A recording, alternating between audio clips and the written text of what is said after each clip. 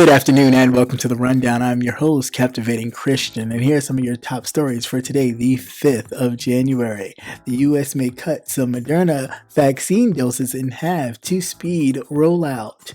And in other news, Trump nominated U.S. attorney in Atlanta abruptly leaves his post.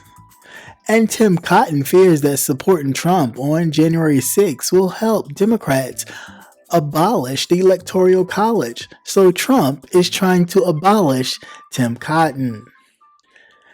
And churches in Washington, D.C. are requesting police protection ahead of a pro-Trump protest, filing lawsuits against the Proud Boys over vandalism during the previous protest. And minority-owned companies awaited months for PPP loans. Data shows that white business owners were able to get COVID relief loans much earlier than minority owners. And Biden to replace the inaugural parade with a short walk to the White House. And a 24-year-old medical student. Here's what my parents did right to help me successfully pursue my education. Let's get to the news.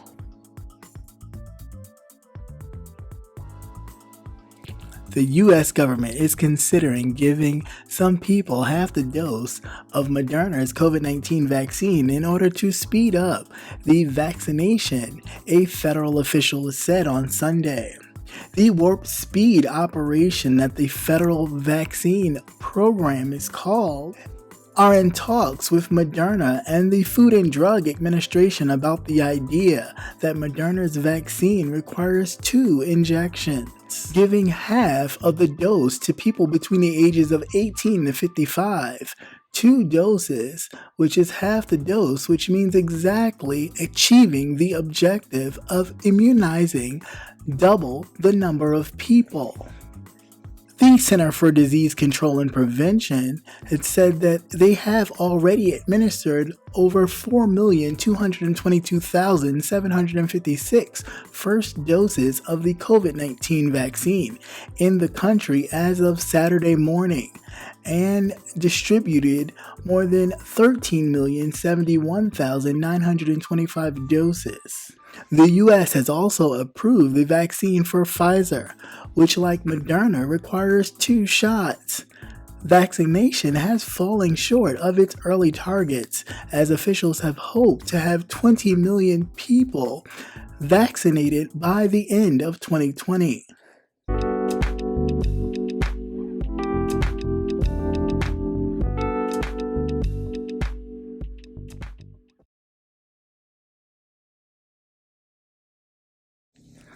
The U.S. Attorney Byung Jae, or BJ Pak, the first Korean American to become U.S. Attorney, resigned effectively immediately on Monday after Trump appointed him to the position in 2017.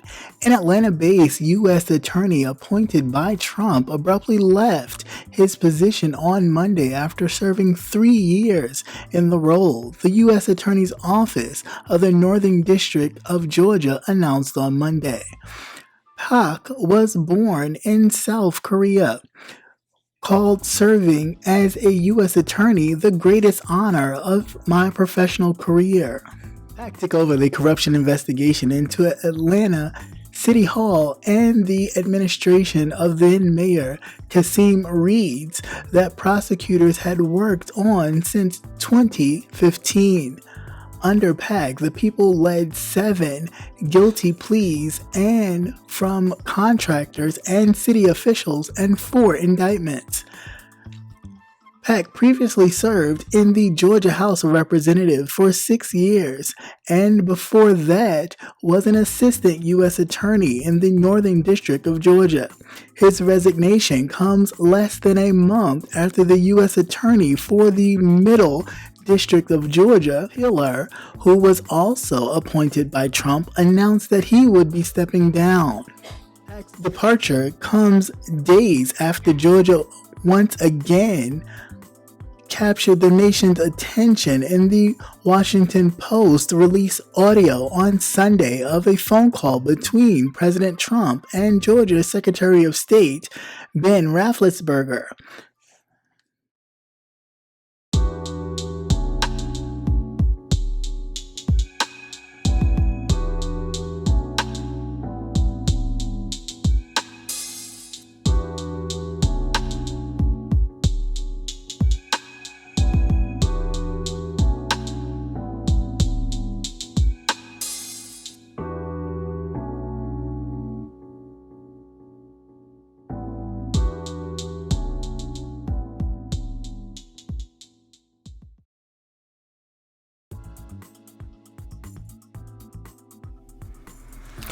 Outgoing President Donald Trump attack against members of his party resisting his efforts to overturn the 2020 election have found a new target in Senator Tim Cotton, an Arkansas Republican whose reservations about the scheme has less to do with preserving the peaceful transition of power than avoiding an exercise in vanity. Unlike other representatives such as Mo Brooks, a Republican out of the House of Representatives, and senators like Josh Hawley and Ted Cruz in the upper chamber, which are currently supporting by the majority of the GOP members and the 117th U.S. Congress, said basically that if Congress purports to overturn the result of the Electoral College, it would not only exceed that power, but also establish an unwise precedent. First, Congress would take away the power to choose the president from the people, which would essentially end the presidential election and place that power in the hands of whomever's party controlled Congress. Second, Congress would imperil the Electoral College, which gives small states like Arkansas a voice in the presidential election. Democrats would have achieved their long-lasting goal of eliminating the Electoral College in an effort by refusing to count the electoral votes in the future for a Republican president-elect. Third, Congress would take another step towards federalizing election laws, another long-standing Democratic priority that Republicans have consistently opposed. I don't necessarily agree with Tom Cotton because we know historically that the Electoral College was not created to give a voice to smaller states.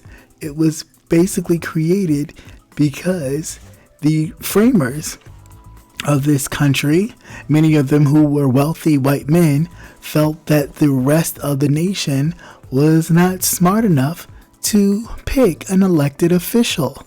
So therefore, the Electoral College was created to where the wealthy were able to pick lawmakers who were in their interests and had money like they did. And so they wouldn't allow someone like Donald Trump to be in office. Well, look where that got us.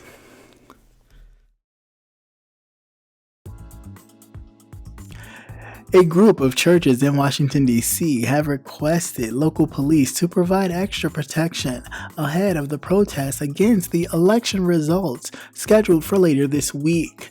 NBC News is reporting that the request comes after a similar protest on December 12th resulted in a Black Lives Matter banner which was hung outside of the Ashbury United Methodist Church being torn down and set on fire by a group of Proud Boys and Trump supporters. The Metropolitan Police Department is currently investigating the incident as a hate crime. The leader of the Proud Boys claimed responsibility, despite the leader of the group who destroyed the banner taking responsibility. The amount of property damage that occurred over last month, it makes sense that the churches in the area have requested for the Metropolitan Police Department to provide special protection. DC Police Chief said that he intends to make sure that the protest remains peaceful, but didn't exactly give details on how that was going to happen.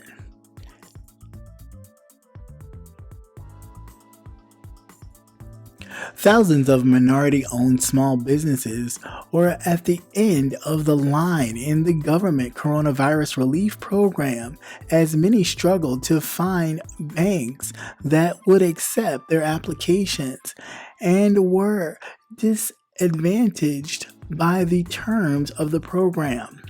Data from the Paycheck Protection Program, otherwise known as PPP, released on December 1st and analyzed by the Associated Press, show that many minority owners, despite a relief loan, didn't receive one until the PPP last few weeks, while many more white business owners were able to get loans earlier in the program. The program, which began on April 3rd and ended the 8th of August, had handed out more than $5.2 million in loans worth about $525 billion, helped many businesses stay on their feet during this period when the government issued a control to the coronavirus, which forced many to shut down or operate at a dismal capacity. Congress had approved the third $284 billion round of PPP loans, while companies that did not get loaned previously had another chance to get help. But many minority owners applied to multiple banks early in the program and were rejected. It shows that according to zip codes found in the first round of funding, 6 loans were approved for every 1,000 people living in the 20% of the zip code with the greatest population of white residents, nearly twice the rate of loans approved for people living in the 20% of the zip code with the smaller population of whites. President-elect Joe Biden will receive a shortened military escort to the White House instead of the traditional inaugural parade that stretched from the U.S. Capitol after his swearing in on January 20th, his inaugural committee said on Sunday. The inaugural festivities will also include a formal review of troops and a made-for-television virtual parade across America, featuring musical acts, marching bands, poetry, dance troupes, and essential workers. These scaled-down inaugural plans represent another concession that the coronavirus pandemic, as Biden's inaugural planners balance health and safety concerns with the pageantry of the constitutional ceremony. The announcement of the celebration comes as Republicans prepare to launch a controversial effort to challenge the election results when Congress meets on Wednesday to certify Biden as the winner of the election.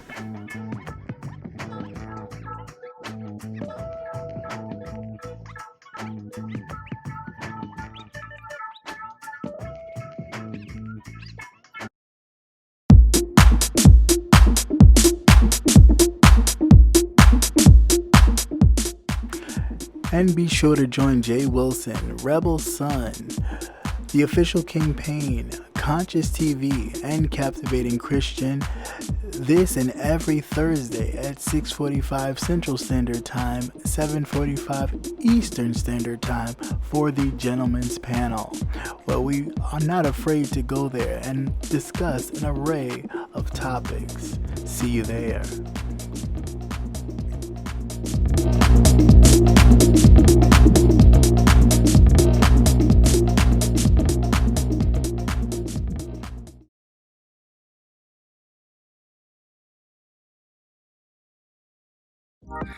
Hey, this is Captivating Christian here to remind you to tune in to Politics and Wellness every Tuesday night at 8 p.m. Politics and Wellness every Tuesday night at 8 p.m.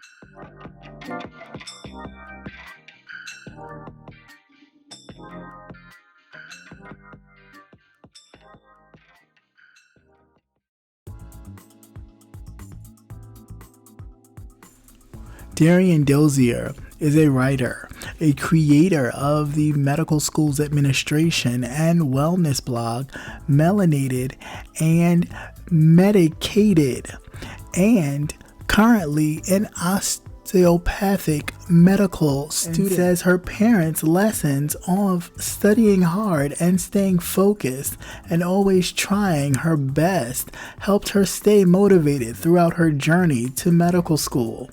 Certain practices, like insisting she finished her high school homework on Fridays instead of Sunday, taught Dozier the importance of not procrastinating or turning in subpar work, regardless of your child's age.